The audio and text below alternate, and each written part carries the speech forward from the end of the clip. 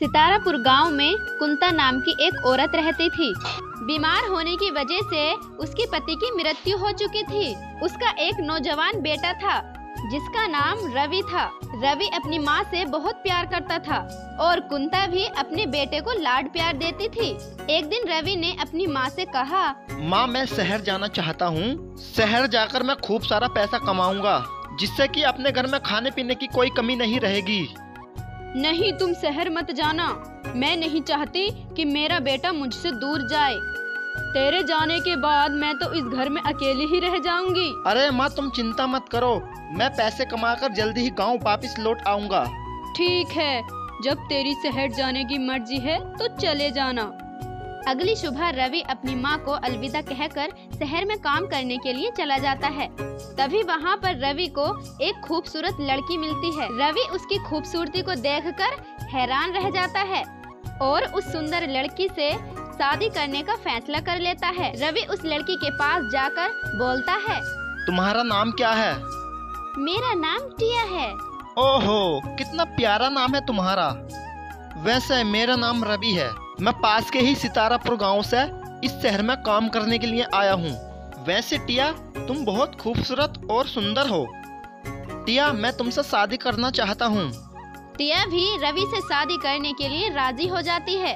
रवि टिया से शादी कर उसे अपने घर ले आता है। घर में कुंता रवि के साथ टिया को देखकर हैरान रह जाती है और रवि से पूछती है, रवि बेटा ये लड़की कौन है तेरे साथ और तू इसे अपने घर क्यों ले आया?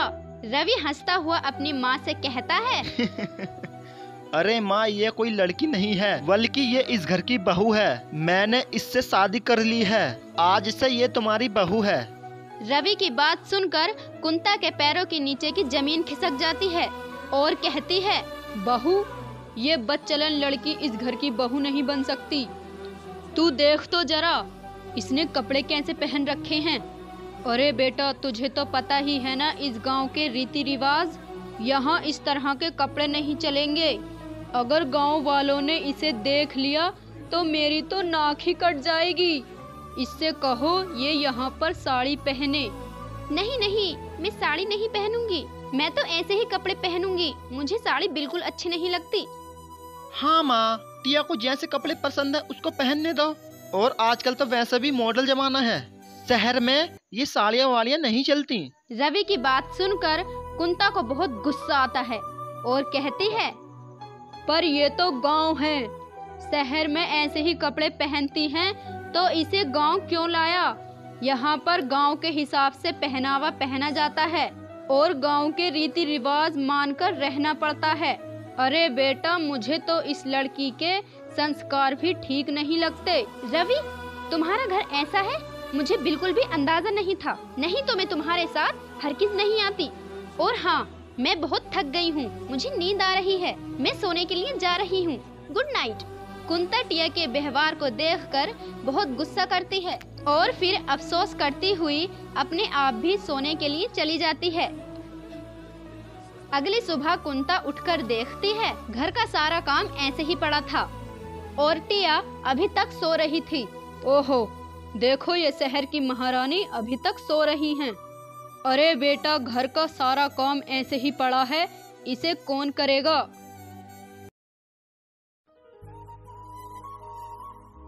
ये तुम्हारे घर का काम है, मुझे क्या पता कौन करेगा।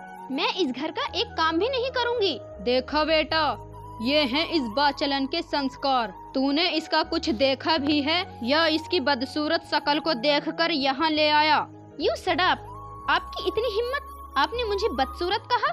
हाँ हाँ कहा, जो जैसे होते हैं उन्हें वैसा ही कहते हैं। देख रवि बेटा, अगर ये घर का काम नहीं करेगी तो मैं तुम्हें खाना नहीं दूंगी। अगर इस लड़की को इस घर में रहना है तो घर का काम काज तो करना ही पड़ेगा। नहीं माँ आप चिंता मत करो, टिया इस घर का काम जरूर करेगी। टिया घर का आधा काम तुम कर लेना, माँ का थोड़ा हाथ भी बट जाएगा। नो रवि नो, मैंने आपसे कितनी बार कहा, मैं घर का एक काम भी नहीं करूंगी। रवि क्या तुम मुझे यहाँ अपने घर की नौकरानी बनाकर लेकर आए हो?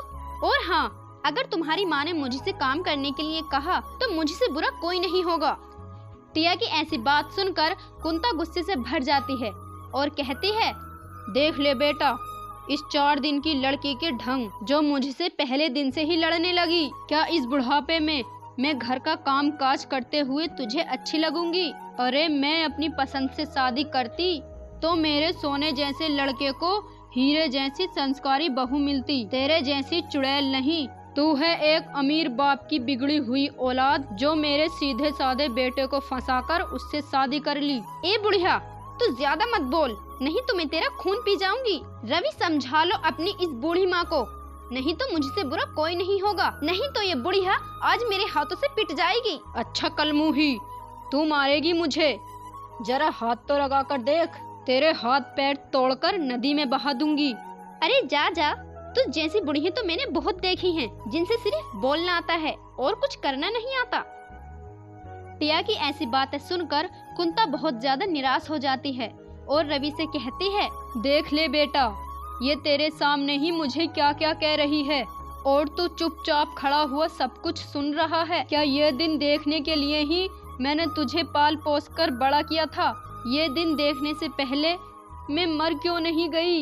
ये कहकर कुंता जोर जोर से रोने लगती है। रवि अपनी माँ से बहुत ज्यादा प्यार करता था, वो इस तरह अपनी माँ की आंखों में आंसू नहीं देख सकता था, लेकिन अब करे तो करे क्या, वो टिया से भी बहुत प्यार करता था। अगर रवि माँ की तरफ बोलता तो टिया उससे नाराज हो जाती थी, और अगर रवि टिया की तरफ बोलता था तो उसकी माँ नाराज हो जाती थी। दोनों हर दिन छोटी छोटी बातों पर खूब झगड़ा करती थी। रवि इन दोनों के झगड़े को देखकर परेशान आ गया था, लेकिन वो कुछ कर भी तो नहीं सकता, क्योंकि सारी गलती रवि की थी। और इस तरह रवि अपनी गलती पर जिंदगी भर पछताता रहा। तो दोस्तों, देखा आपने, हमें कोई भी फैसला जल्दबाजी में नहीं लेना चाहिए। पहले सामने वाले इंसान को अच्छी तरह समझ लेना चाहिए, नहीं तो बाद में पछताने के सिवा कुछ नहीं रहता।